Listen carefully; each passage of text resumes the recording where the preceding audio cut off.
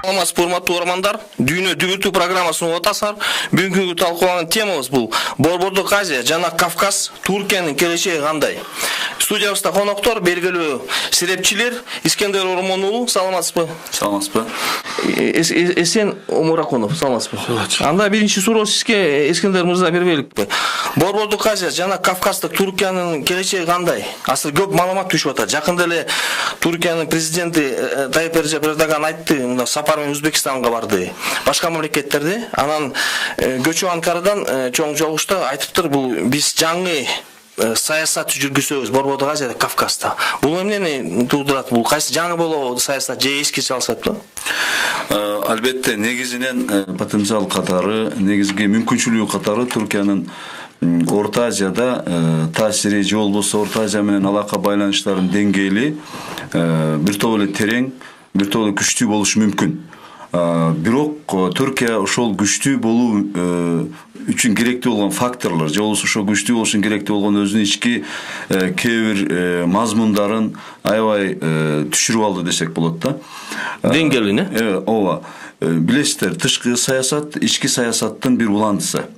Анан тышкы саясат ошол ички саясаттагы негизги багыттарды, негизги түшүнүктөрдү, негизги идеяны күчтөндүрүү жана ошону өстүрүү үчүн болот да, идеалында.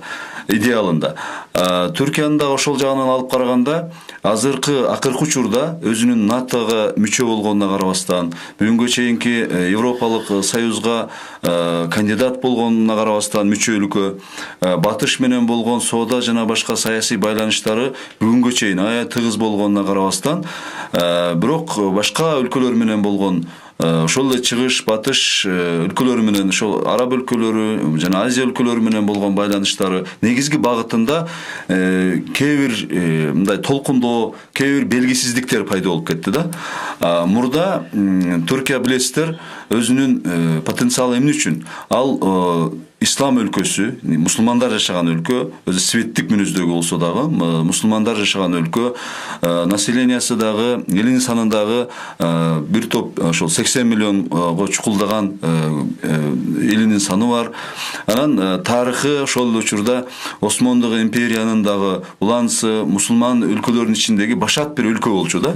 Башаттыгы эмнеден болчу? Башаттыгы ошол учурда мусулмандардын же болбосо исламдык мүнөзүн жоготпоо менен бирдикте светтик мазмунду дагы ошо алып кетүү мүмкүнчүлүгү жана демократия, базар экономикасы жана чыгыш менен батыштын ортосунда диалогдук мүмкүнчүлүгү жагынан аябай күчтүү болчу. Ошол мүмкүнчүлүгүн 90-жылдардан баштап Орта Азияга аябай жакшы колдонду. Бул Орта Азияга байланыштуу мамилесинде бул багыты, бул мүмкүнчүлүгү, бул Түркиянын негизги потенциалы Орта Азия мамлекеттери үчүн дагы, Азия, ошол Кавказ жана Орта Азия мамлекеттери үчүн аябай пайдалуу болду.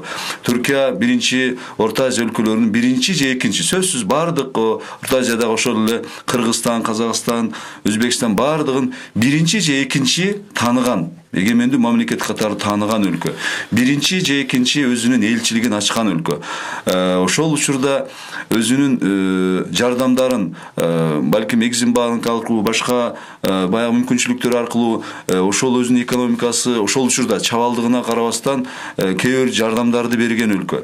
Анын эң негизгиси өзүнө ошо Тургут Özal деген ал Түркиянын реформалык мүнөзүн алдыга чыгарган реформатор лидери, аны уланткан Демирел учурунда өзгөчө баштатылган бул жактан жаңы кадрлардын, дүйнөнү тааныган, билген, рыноктук шарттарды дагы жакшы түшүнгөн кадрларды жетиштирүүгө биринчи болуп жардамчы болоюн деп көптөгөн студенттерди өздөрүнүн вуздарына окутууга, бекер окутууга баягы 90-жылдар көптөгөн окуучуларыбыз, көптөгөн студенттерибиз ошол жактан окуду. Бул мүмкүнчүлүгү менен бир эле Орта Азияга, бир эле ошо Кавказга эмес, бүтүн мусулман өлкөлөрүнө аябай чоң жол көрсөтө турган өрнөк бир өлкө болчу. Бирок акыркы учурда бир ошол эле азыркы лидери Эрдогандын экинчи өзгөчө экинчи учуру деп коет. 2007-ден баштаган учурда, андан кийин 10дон кийин 2010дон кийинки жүргүзгөн саясатында Түркиянын ички саясатында аябай башаламандыктар, аябай жарылуулар, эки эл ажырымга дуушар болуп калышты. Ошол учурда жакынкы чыгыштагы жалпы глобалдык саясат, анын таасири, ага болгон Түркиянын өзүнүн жүргүзгөн саясаты менен аябай аркага кетти да. Анан өзүнүн бүгүнгө чейинки Түркияны Түркия кылган, Түркиянын башка өлкөлөр менен болгон байланышындагы негизги күчтүү деп билинген сапаттары аябай азайып калганда, албетте бул жака болгон Орта жана Кавказга болгон мамилеси, байланышы дагы ошого жараша аябай кемип калды же болбосо солгундап калды десек болот да. Эсен мырза, сиздин ордуңуз кандай? Эми азыркы кездеги Режеп Тайып Эрдогандын билдирүүлөрүн, сүйлөп аткан сөздөрүнүн баардыгын жакынкы арада негизи 2019-жылы шайлоо болмок да, парламенттик жана президенттик шайлоо болмок. Бирок азыр 24-июнга жылдырды. Бир 50 күндөн кийин, 50 күндүн ичинде ошол шайлоо болот да. Ошон үчүн бул чет өлкө, мисалы ошол Орто Азия, Кавказга болгон бүт заявлениялардын баарын ошол өңүттө караш керек да. Бул баягы сыртка кандай дүң салып бир маалыматтык бир повод берип аткан заявление болгону менен бул ички эмеге ички саясатка колдонуучу нерсе да. Анткени шайлоодо ошо бүт негизги партиялар Түркиянын улутчулдук эмесин картасын ойноп башташты азыр кездечи. Бул Тайып Эрдоганда шайлоо аз калганда, жарым жыл мурдараак ошо негизги түрк улутчул партиясы менен биргелешип, атайын бир мыйзам чыгарып, алар менен биригип бир мындай консолидация кылып тургандан чогуу кетип баратат да. Аларга каршы чыккан партиялар дагы ошо эки ЖХП деген партиясы бар, мына сол эмелер, солчулдар, эмелерге солчул көз караштагы партиялар бар. Андан сырткары ошол улутчул партиядан бөлүнүп чыккан дагы бир И деген партия бар. Аял киши баягы Акшенер деген аял, алар дагы ошол улутчулдукка ойноп атышат да. Ошондуктан Орто Азия жөнүндө, Кавказ жөнүндө жанагындай бир Осмон империясынын убагындагы сыяктуу бир катуу сөздөрдүн баардыгы ошо ички шайлоочуларына багытталган сөздөр да. Анан муну бир кандайдыр бир пантюркистик идеяларды мындай көтөрүү эме сыяктуу баягы биздин баягы ички саясатыбызга же болбосо дүйнөлүк бир саясатка дагы кандайдыр бир таасир берип кетет деген нерсе жок да. Чын айтканда азыркы кезде Түркия регионалдык дагы саясатты жүргүзө албаган, алсырап бараткан, экономикалык жактан дагы алсырап бараткан, өтө тез алсырап бараткан мамлекет. Бирок мындай кээ бир серепчилер айтат атпайбы, бул азыр Түркия бул бүгүнкү күндө регионалдык мамлекет, чоң ири мамлекет да. Күчү бар аскер жагынан. Биз көрүп атпайбыз Сирияда кандай күч салып атат, курдтар менен кандай метип, Орусия менен мамилеси жакшы. Бул Борбордук Азия, Кавказга таасир этеби мына Түркия менен Орусиянын жакшы мамилеси жетиби? Бул ошол шайлоого байланыштуу дагы кадамдар болгон. Сирияга кирүүсү дагы ошо көбүнчө шайлоого мындай стратегиялык деле мындай алыска ойлонгон бир максаттар жок бул жердечи. Жок бул. Эмеге Сирияга киргенде дагы ал кезде ошол эле Башар Асадтын, ошол эле Россиянын, ошол эле Ирандын мындай кыйыр уруксаты менен кирди да. Эгер киргизбейбиз десе алар бир дагы самолетун учурбай, бир дагы эмесин киргизбейт эле да. Киргизбейт болчу да. Бирок баары белгилүү бир мындай тактикалык бир максаттар бар болгондуктан бул үч негизги оюнчунун Сириядагычы азыркы кезде ошол Түркияга кандайдыр бир мүмкүнчүлүк берди да, кирип бир бөлүгүн эметип кармап турганга. Ошол убакта бирок Афринди баскал койду. Ошол эле убакта ошо Афринди кийин баягы Башар Асадка баягы мурун баягы желмогуздай көрүп аткан Тайып Эрдоган желмогуздай көрүп жамандап аткан ошол эки Башар Асадтын өкмөтүнө өткөзүп бересиң деген кыстоолор бар да. Акыры барып чыгып кетет. Ал балбарашка мамлекеттин эмеси жери да. Калбайт да. Бири калбайт ал жердечи. А бул мына Орусия менен жакшы мамиле болуп Түркиянын бул Кавказ менен Борбордук Азия таасир этеби же этпейби? Орусия менен Кавказ менен Борбордук Азияга таасири кандай мындай? Жок, Орусия айтып атат, бул Борбордук Азия бул биздин негизинен Орусия менен болгон байланышына бир аз үңүлүшүбүз керек да бул жердечи. Орусия менен байланышы билесиздер, мурда дайыма Орто Азияга байланыштуу өзгөчө, ошо Кавказга байланыштуу. Ал Түркия НАТОнун мүчөсү болуп, анан Орусия менен атаандаштык мүнөздө, анан Орусия бул жакты өзүнүн мурдагы тарыхый территориясы катарында көргөн үчүн, өзүнүн таасир территориясына киргенин дагы башка өлкөлөрдө кабылданган үчүн көп Орусияга карабастан бул бул жака көп өтүмдүү саясат жүргүзө алышпайт эле. Түркия дагы өзүнүн жумшак күчүн колдонуп, мындан мурдагы ошо тарыхый баягындай жакындыгын, болбосо маданий, диний жакындыктарын эске алып туруп, ошол софт жумшак күчү менен бул жака таасирин бергенге аракет кылчу. Бирок билесиздер, качан Орусия менен жакшы болду, жаман болду. Сирия чегарасында орустардын самолету атып түшүрүлгөндөн кийин 1 жылга жакын 10 ай боюнча Россия менен Түркиянын абалы аябай начар болду. Тарыхта болуп көрбөгөндөй начар болуп, ошол учурда бул территория даже Орусиянын элчисин өлтүрүп коюшкан. Ошондой ушунчалык жаман болду. Көптөгөн баягындай мисалы Түркия менен Орусиянын ортосунда эмне бар эле? Виза эркиндиги бар эле, көптөгөн фирмаларга аябай жакшы жол ачылган эле, баягындай аба каттамдары аябай тыгыз болуп калган. Дээрлик Россияга болгон Түркиянын экспорту дагы көлөмүн чоңойгон, бирок ошол учурда аябай кысты. Ошол заматта кысып, ошол 1 жылда болгон байланышында экономикалык, саясий ушунчалык Түркия жагынан жоготууга учурады. Түркия бир жагынан аргасыз болуп, бул региондо Россия менен жакшы болмой сайын, бул региондо өзүн барган сайын өтө көп зыян алып кала турганын сезип, жана ошол Орто Чыгыштагы Сирияга болгон байланышына да карабастан, себеби билесиздер, ага чейин Түркия менен Орусиянын Сирияга болгон мамилеси, жүргүзгөн саясаты толугу менен карама каршы болчу. Ошондон кийин Түркия өзүнүн көптөгөн мүдөлөрүнөн, көптөгөн саясий багыттарынан баш тартып, мындайча айтканда чегинип, ошол учурда саясий багынып деп койсок дагы болот, Россия менен байланышка өттү. Азыркы учурдагы байланышы Россиянын гана контролунда, Россиянын гана үстөмдүгү менен болуп атат. Жеде калса ошол Африн деп айтып өттүңүз. Африн, Сирияда болгон аскерлери, ал жердеги болгон кыймыл аракети Россияга карабастан, же болбосо кээ бир жактарында Америкага карабастан Түркия эркин жана алса өзүнүн үстөмдүк саясатын жүргүзө албай эле. Ал жерде доминант эмес. Кээ бир баягындай тынчтык келишимдеринде дагы кээ бир учурда Иран болгон жерде дагы Түркия болбой калган учурлар болуп атат, тынчтык сүйлөшүүлөрүндө. Ошол жагынан алып караганда Орусиянын бул жака Орусияга карабастан Кавказ жана Кавказда дегеле, Орто Азияда азыркы учурдагы Түркиянын абалы менен акыркы учурдагы солгундап келген, алсыздап бараткан ички жана тышкы саясаттын негизинде үстөмдүк кылышы кыйын, доминант болушу дегеле кыйын деп ойлойм. Себеби негизи доминант болуу софт, баягы жумшак күчүн аябай жоготуп койду Түркия. Рахмат. Дүйнө дүбүртүү программа эфирде. Бүгүн биз Түркия жөнүндө Борбордук Азия, Кавказ мамиле боюнча сүйлөшүп атабыз. Студиябызда серепчилер Искендер Ормон уулу, Эсен Омаракунов. Анда мындай Искендер мырза, сизге суроо мындай да. Азыр көп 1 жылдын ичинде Түркиянын президенти аябай көп сапар менен барып атат. Борбордук Азия, Кавказ менен жакында эле Өзбекстанга барды, Казакстан, биздин президенттер Борбордук Азия жака барып атат Түркияга да. Анан мындай сапарлардын жемиштери барбы же жокпу?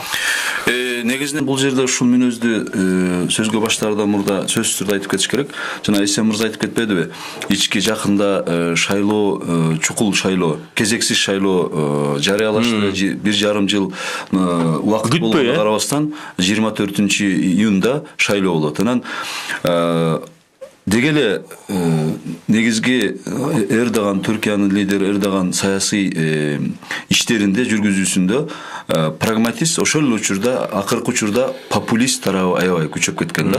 Анан шайлоолордун акыркы учурдагы 2010дон берки шайлоолордун негизги алган мүнөзүн бүт аналитиктер, дүйнөлүк аналитиктер да ошолоп келет. Бул ошол эле мүнөзү менен өзгөчө популисттик жагынын күчтүүлүгү менен алып келе жатат депчи. Анан акыркы учурда бунун негизги электораты ал жердеги консервативист же болбосо мусулман идентификациясын алдыга чыгарган немелер да, электорат. Анан ошол жагын улутчул жана мусулман деп койсок болот да, улутчул жагы дагы бар. Аларга эмне? Аларга өзүн көбүнчө бир жагынан улутчул жагын алдыга чыгара алып атса, азыркы учурда ошол учурда өзүн диний лидер катары, диний ошол мусулмандардын диний лидери катары дагы баягы таанытып атат да. Кээде тарапташтарында биздин халифабыз же болбосо азыркы модерн халифа деп айткан учурлары дагы бар. Ага дагы эч кандай андай эмес деген жок. Мына буну эмне кылсак болот. Акыркы учурдагы ушул Азия, өзгөчө мусулман өлкөлөрүнө, Азия өлкөлөрүнө саякаттарында да байкасак болот. Ал жерде сөзсүз түрдө ошол чоң ибадатканаларга, мечиттерге баруу, ал жерде эч кандай түздөн түз баягындай милдети же жанындагы диний лидерлери болуп турган кезде дагы өзүн түздөн түз Куран окуп, өзүн диний жактан ушундай терең же болбосо ал жагынан дагы сапаттары аябай алдыда экенин көрсөткүсү келген бир популисттик бир кадамдар бар да. Ошол мүнөздө алдыга чыгып атат. Өкүнүчтүүсү ошол ал жерде аябай популисттик цифралар айтылат. Мисалы Кыргызстандын лидери Түркияга барганда ал жерде 1 миллиард сапар менен барганда расмий түрдө 1 миллиардка чыгаралы деп, бирок 1 миллиардка чыгаралы деп 2014-тө келгенде айтылган. Анда ошол учурда дагы айтылган. Мурдатан эле коюлуп келген максат. Ошону жаңалап коюу эле, бирок ага байланыштуу рычагтарда эч кандай бир келишим жок. Өзбекстан менен албетте Каримовдон кийин өтө чоң Түркия үчүн дагы ачылыш. Себеби мурдата Каримов учурунда оор маселеси болчу. Өтө оор жана такыр эле байланышты үзүп коюшкан эле. Азыр болсо бир ачылыш, албетте анын потенциалы Өзбекстандын дагы населениясы, рыноктук мүмкүнчүлүгү жакшы, ошол жагынан алып караганда алдыга жылуу мүмкүнчүлүгү бар. Бирок дагы деле бизде өзгөчө Кыргызстан жана баягы Бажы союзуна, Бажы уюмуна мүчө болгон өлкөлөрдө анын заматта кеңейип кетүүсү, экономикалык жактан соода объему аябай күчөп кетиши кыйынга турат. Себеби билесиздер, өзүнүн эрежеси бар да. Өзүнүн эрежеси бар. Үчүнчү өлкөлөр менен болгон соода сатык алакаларында ошол эле биздин Бажы уюмунун негизинде көптөгөн барьерлер коюлуп калган. Ошол эле Түркиядан импортко же болбосо Кытайдан протекционизм деп коюшат. Протекционизм болуп калды.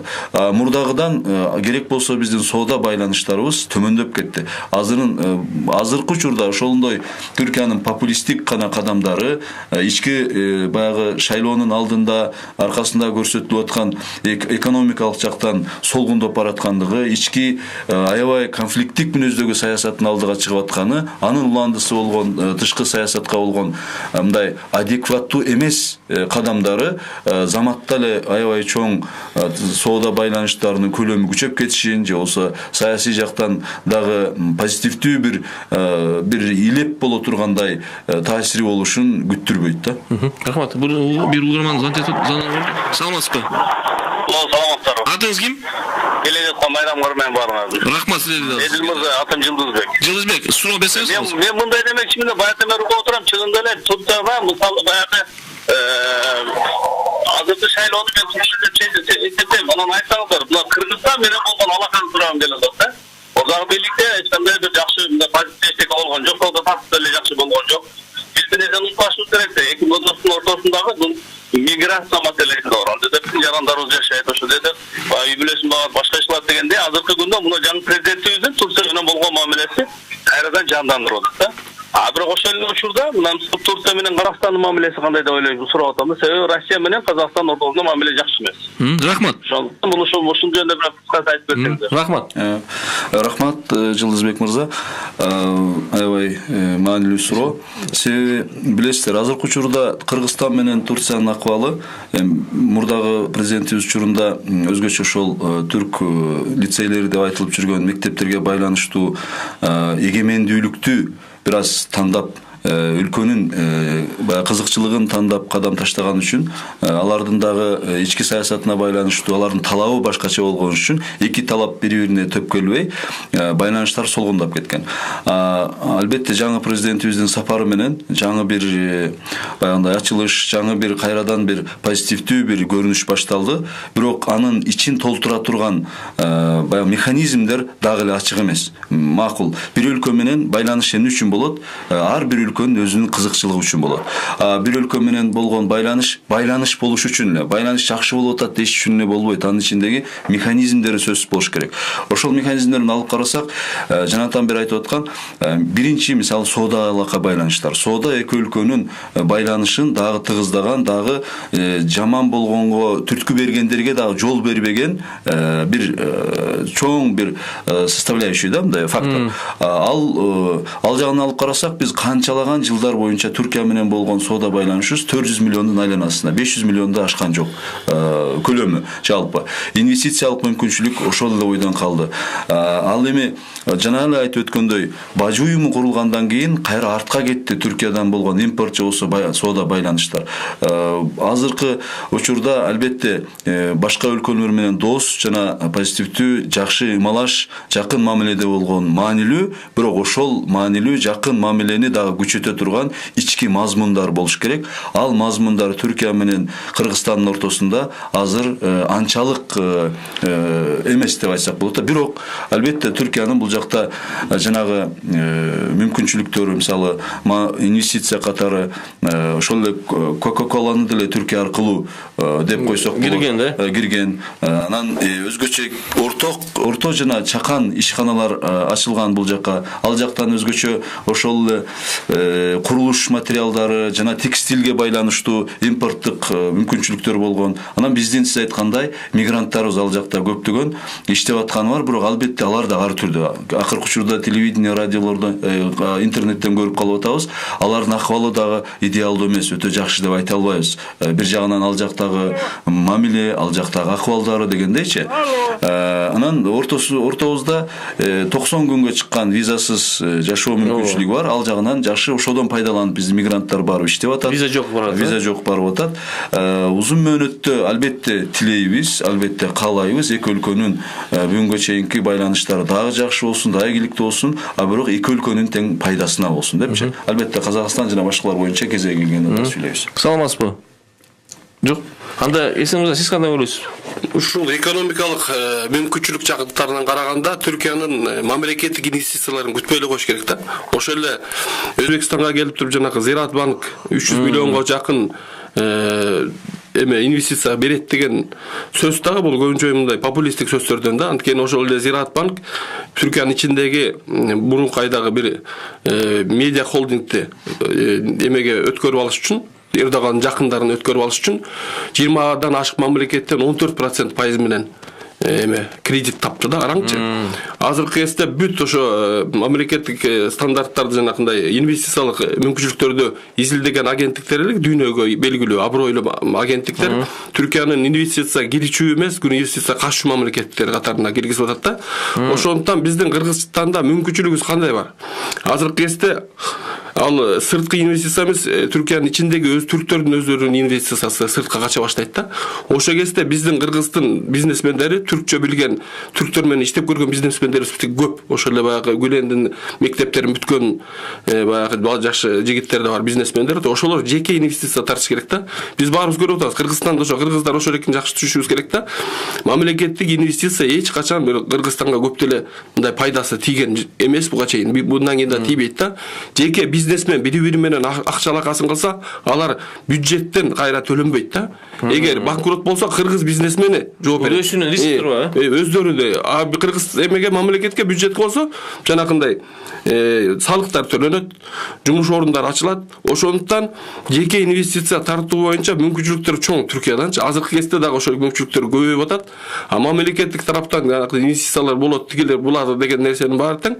Бул негизи көбүнчө жанагындай популисттик шайлоого жакын айтылып аткан эмелерди апыртма сөздөрдөн да көбүрөөк да. Бул жерде бир нерсени дагы унутпашыбыз керек. Макул, телефон келип. Саламатсызбы?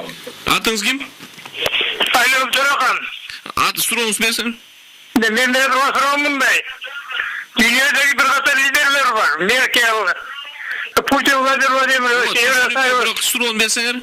Ошондуктан Эрдоган дагы дүйнөдөгү эң таанымал бийлик айланганды каалап аткан болсо керек. Сурооңуз эмне? Ал таанымал болгондон кийин дүйнөгө экономикалык маселелер чечүү аракеттерин жасайбы, жасабайбы? Терроризм менен каршы күрөшө албайбы? Ислам фашизмин жоюуга аракет жасай алабы? Рахмат. Бул жерде суроону унутпай туруп жанагы маселелерде Кыргызстан менен болгон байланышында, мисалы биздин мурдагы президент учурунда деле солгондоп кетти дегени менен байланыштар өтө жаман болгон эмес, мындай практикалык түрдөчү. мисалы карап көрсөк, ал учурда Түркиядан жардамдар ала алынган. Мисалы биздин азыр тарых музейине баягы 15 миллиондой, бирок толукталбай калган айтып атышат, 7 миллиондой баягы реставрациясы үчүн. Ошол иман фонду курулуп, дини жаатта баягы радикализмге, экстремизмге каршы күрөшүү жана ыраттуу бир дини агартууларды жүргүзүп алыш үчүн дагы түзүлгөн иман фондуна 10 миллиондой жардам көрсөтүү убадасы берилген. Анын дагы толук келбей калганын айтып атышат. Мисалы бирок жол курулду, мисалы Анкара деп көчө неме кылды. Ага бир 90 Бишкек жолдорунун курулушуна 90 миллиондун айланасында кредит берилген.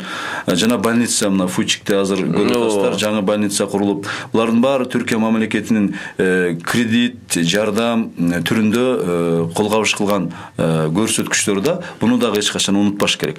А бирок маселе ошол кылган жардамдарды бул башка мисалы Кытай менен деле, Орусия менен деле бар одоно түрдө өлкөнүн эгемендигине зыян бере тургандай талаптар менен, өлкөнү баягындай иничектик мамиле менен болбосо жакшы болот эле. Ошол жагы болуп кетип аткан учур болуп атат. Эми суроого келгенде, албетте Төрехан мырза лидер болгусу келип атат. Ар бир өлкөнүн лидери албетте лидер болгусу келген үчүн лидер болуп турат. Анан дүйнөлүк деңгээлде да сөзсүз түрдө таанылгысы келгени, таасирдүү болгусу келгени нормалдуу нерсе. Аны боло алган жана болгусу келгендер деп койсок болот да. Эрдоган деле ошол таасирдүү аны кабыл алыш керек. Таасирдүү ошол учурда популисттик жагынан өзүнүн мүмкүнчүлүгүнөн дагы көбүрөөк таасирдүү көрүнө алган бир усталыгы бар да, ошондой бир лидер. Анан жана терроризм, радикализм боюнча кандай неме кыла алат деди. Өзү жанагы мен өтө маани берем мурдагы потенциалына, Түркиянын демократия менен динди, светтик түзүлүш менен диндик баалуулуктарды кошо алып кете алган өтө өрнөктүү жагы бар эле. Батыш менен чыгыштын ортосунда географиялык жактан дагы көпүрө бир 9 жолдун тому деген жерде жайгашкан үчүн тарыхый жактан да Византиянын, ошол учурда Осмондук империянын, ошол учурда түрк баягындай баалуулуктарына дагы түркий баалуулуктар, Орто Азиядан кеткен орток баалуулуктарды дагы курчаган 3 жылдык бир баалуулуктар мүнөзү бар эле. Ошонун жанында географиялык жактан Африка, Орто Чыгыш, Европа, Азияны ортосунда бир микс болуп турган бир өзгөчөлүгү бар эле. Ошол жагынан толеранттуулук менен динди баягында радикализмге алып барбаган мүнөзү менен күчөп турса жакшы болот эле. Бирок акыркы учурда андай болбой калды. Түркиянын ичинде дагы ага ушуну айтып атышат. Элдердин, жөнөкөй элдердин дагы көз карашы радикалдашып баратат.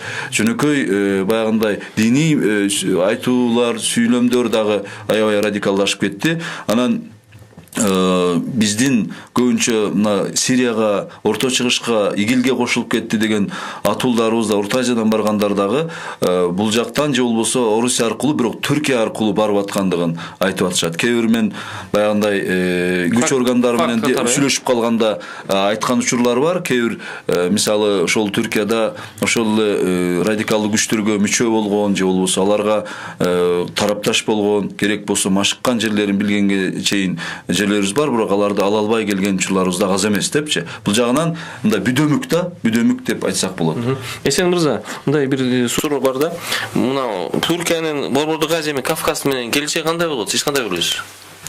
Келечегим Түркия өзү Европа менен Азияны бириктирип турган мамлекет да, географиялык жагынан өтө маанилүү жерде турат, өтө баягы геосаясий таасир бере алчу жерде турат да. Бирок ошол эки таасирин мисалы Кавказ менен ошол эки исламдын негизинде, Түркия менен Орто Азия менен ислам менен жанагыдай түрк тилинин негизинде көп жакшы нерселерге себеп болгонго мындай документтер, декларациялар кылынганы менен ошонун баары тишке ашпай келатат да.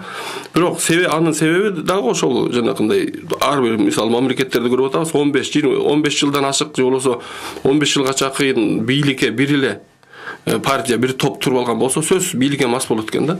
Ошол мас болуу дагы жанагы Искендер мырза айткандай 10 жылдарда, 11 жылдарда аябай көрүнө баштады да.